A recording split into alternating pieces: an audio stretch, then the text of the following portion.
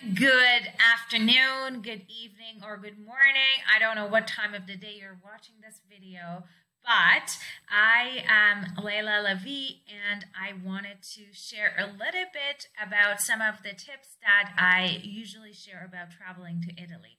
So come on and let's go and learn more about those tips. Before we get started, I wanted to leave you with this quote, which is, never lose your sense of wonder. No matter where you are at in life, it's important to never lose your sense of wonder. Stay curious about what's out there and don't be afraid to find out.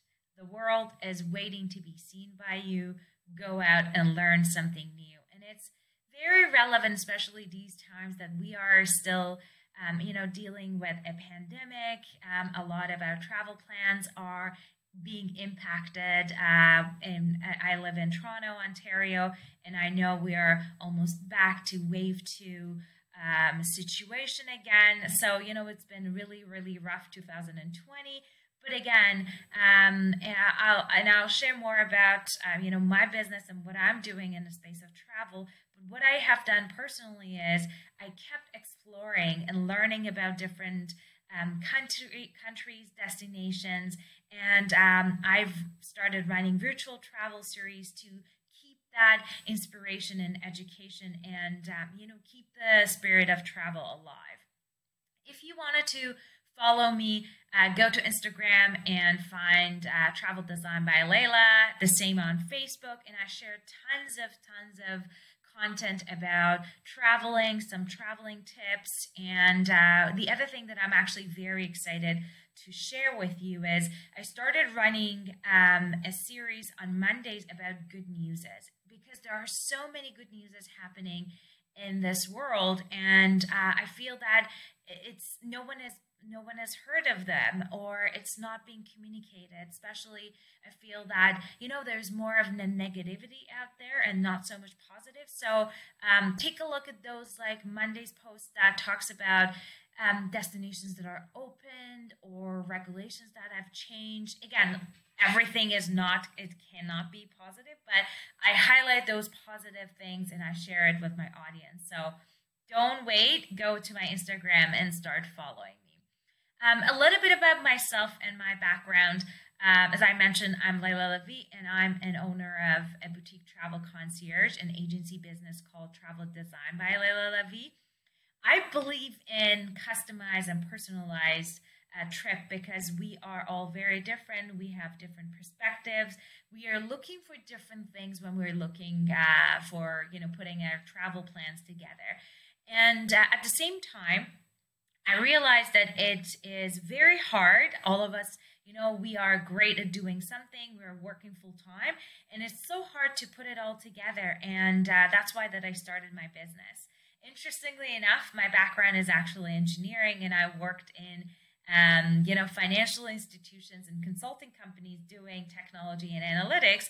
But because this was something that I was so passionate about, I started a couple years ago, and it's been going well. I guess, situation that we're living in right now. I started doing a lot of local travels and a lot of, travel bookings for inside Canada when we could not travel outside. And I can say some people started looking into booking their 2021 and beyond, or even, just wondering what is out there. And definitely I'm here to help with all of those, travel planning end to end. The other thing that I'm really passionate about, I use an app to put all my clients' travel plans together. So basically what you get is a link to an app that has all the details from flight booking, restaurants booking, if you've got tours, or if, depends on whatever that client was interested in, that's all put together and has been delivered electronically. Of course, if they want it, through other documents, that could be arranged as well. Okay, so let's dig in. I wanted to first start with giving a little bit of a current state in terms of where we are about traveling. So obviously, as I mentioned in my good news is I share about destinations that are offering work from that particular destination. There are a couple of those. There has been a couple of destinations that Canadian can travel. But unfortunately, because again, we had too many situations with COVID, EU removed Canada from the list of safe list. So if you remember, in July 1st, we were EU approved Canada as one of the safest nations to be permitted to entry in Europe, and that's basically has been removed as of October. So there are different countries that they are basically taking it. It's by destination. And but again, like you probably would expect that by end of October, we'll be probably out of all of those countries in EU. But let's talk about some of the general tips for travel to Italy.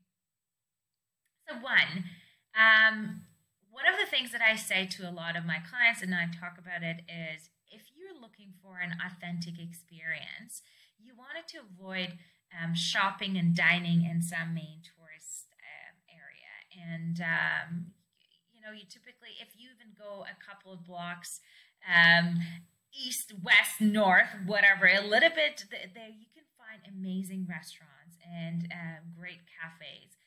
But again, try to, not to go to those restaurants that are right across that museum or right across, that sightseeing, because most probably they're higher, they're offering something higher price, probably lower quality, and it may be less authentic. The other advice I typically have, and I guess we're all afraid not to get lost, and I'm here to tell you that it's actually okay to get lost, especially in Italy, especially in Venice, and those are some of the places that you actually do want to get lost. Well, first of all, it's hard to navigate in Venice, especially if you're walking, but regardless of that, you can come across super cute places, amazing cafes and restaurants along the way while you're not really following a map. So definitely take some time and get lost, especially in Venice.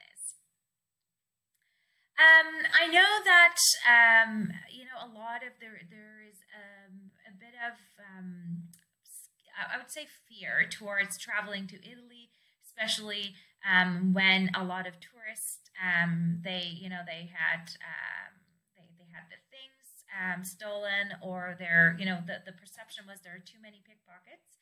I would say yes, there are, and I guess the same thing with a lot of other countries.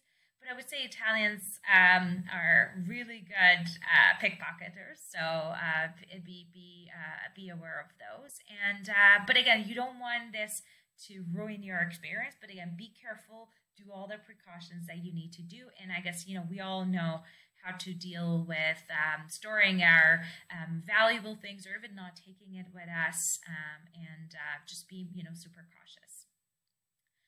A lot of you probably know that train travels are really comfortable, convenient, and easy in Europe, and especially in Italy. There are great local trains and high-speed trains, but be sure that when you're hopping on those trains, especially the local ones, you are validating your train or your bus ticket, because most of the time when they come on board and check, they basically check the train ticket, and if you have not validated it, that means that you could have used it for other trips as well, and this is not going to be working well for you. You probably you're going to get a fine, or if you're lucky, they may let you go, but you will learn a very tough lesson.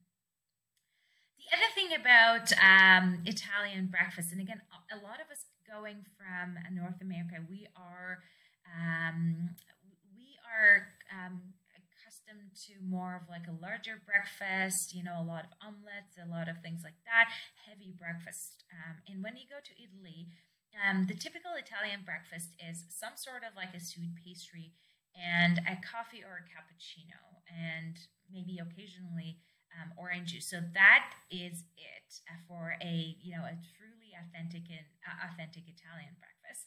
So if you're looking for something, more like English breakfast or things like that, that is not what Italy is about, especially for breakfast. The other thing I want you to remember is they actually get cappuccino for their breakfast, but not after 11. So if you're ordering cappuccino after 11, that is some sort of like a weird thing, and they know that you're a tourist, but it will stand out because they typically don't get cappuccino after 11. And I guess for us, living in North America, we can get cappuccino anytime we want, typically, I guess, even in the afternoon. The other interesting tip I have for you is when you're ordering coffee, maybe order it at the restaurant counter, because when you're sitting down, basically they charge additional fees in terms of basically some of the surcharges that comes as part of just ordering that coffee. But if you're getting it at the counter, it's basically you're just paying for the coffee. For a lot of us going from North America, we are used to getting dinner around 6 and 7, and again, the same thing with Spain, same with like Portugal, Italy. These countries actually late dinner is the thing, so they typically don't have dinner anytime earlier than 7 p.m. So if you're looking for like a 6 p.m. reservation in a restaurant for dinner, that's probably is not going to happen. And again, it would look so weird. You probably know the Vatican is its own, self-establishment and sort of like a separate country. They've got their own, rules and laws and all about that. But maybe you didn't know about San Marino. Vatican and San Marino, they are basically two countries or two states within Italy. I was so lucky to see San Marino a couple of years ago when I went for a cycling trip in that area, and I was so amused by actually going and visiting San Marino. It's lovely, gorgeous, and I highly encourage you to go. And the other thing, if you're counting the number of countries that you're visiting when you're going to San Marino, you can actually count two. For a lot of us going again from North America or living in North America, we get ketchup with our pizza. So don't do that. You basically break an Italian chef's heart if you're getting a ketchup.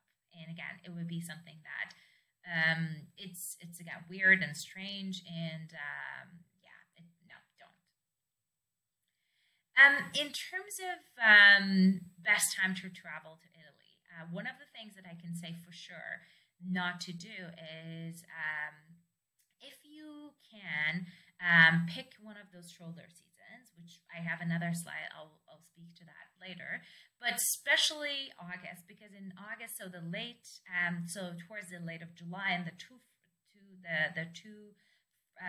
first 2 weeks of August, a lot of Italians are actually taking off and they're traveling, so everywhere is so crowded and busy, and you probably are not going to get great deals, and everywhere is so crowded. So even if you're thinking to travel in the summertime, figure out towards the late of July and the first 2 weeks of August, and maybe the rest of the summer, but during these time it will be really busy and crowded. But when it comes to the best time to go, I say it's complicated, because it is complicated. Italy is actually a country that you can pretty much visit all the time, and my advice actually is, if you in it, it really depends. If you're looking for arts and culture, you could pretty much travel all the time. My favorite times are shoulder seasons, because it's warm enough, it's not hot, and it's not sticky, and it's not as crowded. So I would say May through June, or again after September would be still, if you're even looking for some beach time, probably September or early October is still a great time in southern Italy, where you can still go to the beach and enjoy a great swim. And it's less crowded. The prices has gone down. And I actually have another tour, which I'm going to talk about the best things to do in the fall, because fall is the harvest season and there are so many other festivals going on. So maybe if you wanted to still do beaches and some other culturals and festivals, which again, unfortunately, this year pretty much everything is canceled. But typically speaking, it's a great time to go. A lot of people associate wine with Tuscany, and I wanted to share that Tuscany is actually the best place for steak too. They have a special steak Florentine, which is quite a special thing. It's a really thick steak, and a lot of time it's a little bit rare inside. So it's basically grilled on the both sides, but it's very thick and it's still very tender. And if you're going to Tuscany, don't assume that they're only good for wine. Try some of the steak Florentine. The other thing is, if you are going to Italy, you're definitely going to you need to dress up for your travel to Italy. And if you look at it, like everyone is so stylish and they're very well dressed. And the other advice is you really need a good pair of shoes, because you're going on this like cobblestone streets and valleys and alleyways, and you really need to have comfortable but again stylish, sturdy pairs of shoes. So make sure that you're taking really good pairs of comfortable shoes with you. Again, thank you so much for listening in to my travel tips to Italy. Here is, again, my information, Leila at traveldesignbyleila.com. And I highly encourage you to follow up with me if you have any other questions through email, or follow me on Instagram and Facebook, and I'll be more than happy to answer any questions that you have.